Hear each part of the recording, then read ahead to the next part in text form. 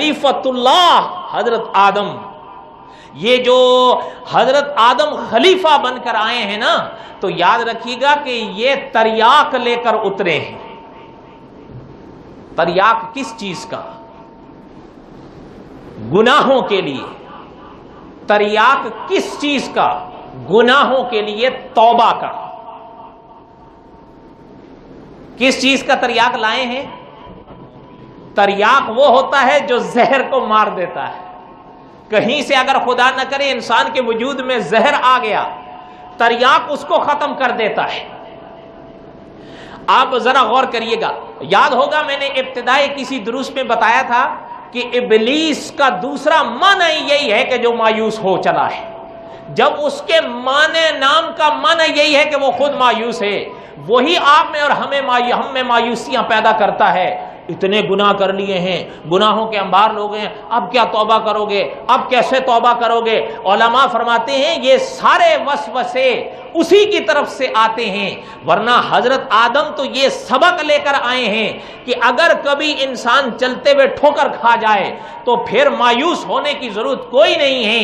اگر اللہ نے شیطان کے ذریعے آپ کی اور ہماری آزمائش ڈالی ہے تو توبہ کا دروازہ بھی اللہ ہی نے کھول رکھا ہے، معافی مانگ لے، اس پہ ڈھیٹ نہ ہو، اللہ تعالیٰ سے بخشش مانگ۔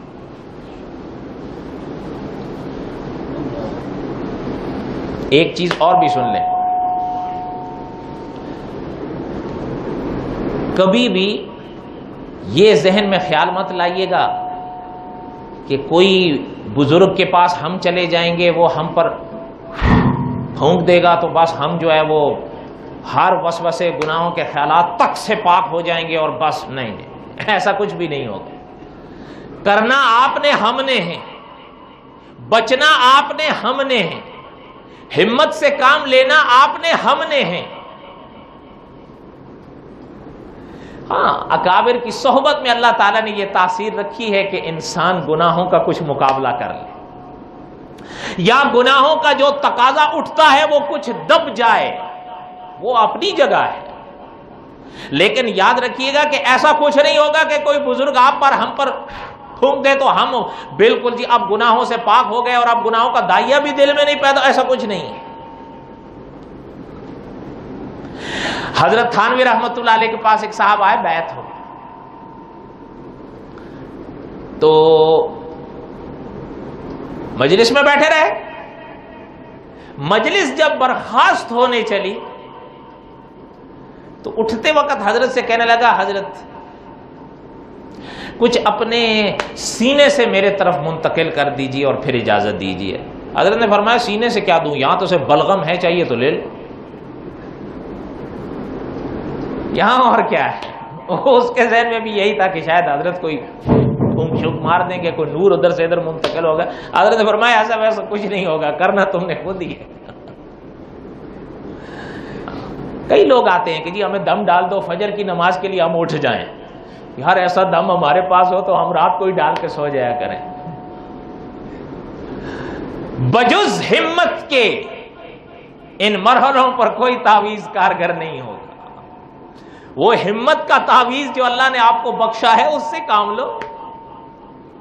فجر کے وقت حضرت جبرائیل امین علیہ السلام نہیں آئیں گے آپ کو اٹھانے کے لیے کہ اٹھو، آپ نے خود یہ احساس کرنا ہے کہ ہم نے اٹھنا ہے۔ فرض نماز کا وقت آیا ہے تو کوئی ڈنڈا آپ کے سر پر نہیں آ کے پڑے گا، یا کوئی ہاتھ آپ کو جبرن پکڑ کر نہیں کھڑا کریں گے کہ پہلے نماز پڑھو۔ ہمت سے کام لے کر وضو کر کے نماز ادا کرو۔ یہی مفتی محمد تقی عثمانی صاحب نے اپنا ایک واقعہ بیان فرمایا جو حضرت کی کتاب اصلاحی خطبات کی 6 جلد میں آئے۔ حضرت فرماتے ہیں ایک دفعہ کیپ ٹاؤن جانا ہوا ہمارا، تو ریل کا سفر تھا، ایک اسٹیشن پہ ریل گاڑی رک گئی۔ حضرت فرماتے ہیں وہاں سے جب ہم اتر آئے تو اسٹیشن تھا، دیکھنے لگے ادھر ادھر، تو ایک پودے پر نظر پڑی۔ فرماتے ہیں پودا بڑا خوبصورت، من کو بھا گیا۔ فرماتے ہیں دیکھ کے دل کر رہا تھا اس کو چھوئیں۔ فرماتے ہیں آگے میں بڑھنے لگا تاکہ اس کو مس کر لوں، اتنا خوبصورت۔ فرماتے ہیں جب میں ہاتھ آگے بڑھانے لگا تو ہمارے ہی ساتھیوں میں سے ایک سب زور سے چلایا کہ حضرت رک جائیں، اس کو مت چھوئیے گا۔ حضرت فرمایا میں نے کہا کیا بات ہے بھائی؟ کہنے لگا حضرت مت چھوئیں، یہ اوپر سے جتنا رنگیلا ہے اندر سے اتنا ہی زہریلا ہے، اس کو صرف چھونے سے انسان کے وجود میں ایسے ٹھسیں اور ٹسیں اٹھتی ہیں جیسے بچھو کے ڈس سے اٹھتی ہیں۔ حضرت فرماتے ہیں میں تو رک گیا، اللہ کا شکر ادا کیا، اور میں نے کہا کہ بھئی اللہ کا شکر ہے، اللہ نے بچا لیا، آپ کو واسطہ بنا دیا، لیکن یہ تو بڑی خطرناک شے ہے، اگر کوئی انسان اس پر اگر ہاتھ رکھ دے انجانے میں تو وہ کہنے لگا حضرت بات یہ ہے، اب اس کی جڑ میں دیکھیے، اس کی جڑ میں ایک اور پودا موجود ہوتا ہے، یہ جہاں بھی ہوتا ہے اس کے پاس ایک دوسرا پودا موجود ہوتا ہے، اگر کسی انسان کا انجانے میں اس کے پتے پر ہاتھ آ جائے اور اس کے وجود میں زہر اٹھنے لگے تو یہ جو دوسرا پودا ہے نا اس پر ہاتھ رکھ دے تو یہ اندر والا زہر اسی وقت ہی زائل ہو جاتا ہے، یہ زہر ہے تو یہ اس کا تریاق بھی موجود ہے۔ مفتی تقی عثمانی صاحب نے یہ واقعہ بیان فرما کے اس کی شرح میں فرمایا کہ اگر نفس بگڑتا ہے ہمارے حوالے سے اور شیطان بگاڑتا ہے ہمیں اپنے حوالے سے تو حضرت نے فرمایا اگر وہ زہر موجود ہے تو توبہ کا تریاق بھی موجود ہے، اگر آپ اور ہم گناہوں میں پڑھ کر اس زہر کو استعمال کرتے ہیں تو توبہ میں پڑھ کر اس تریاق کو بھی استعمال کریں۔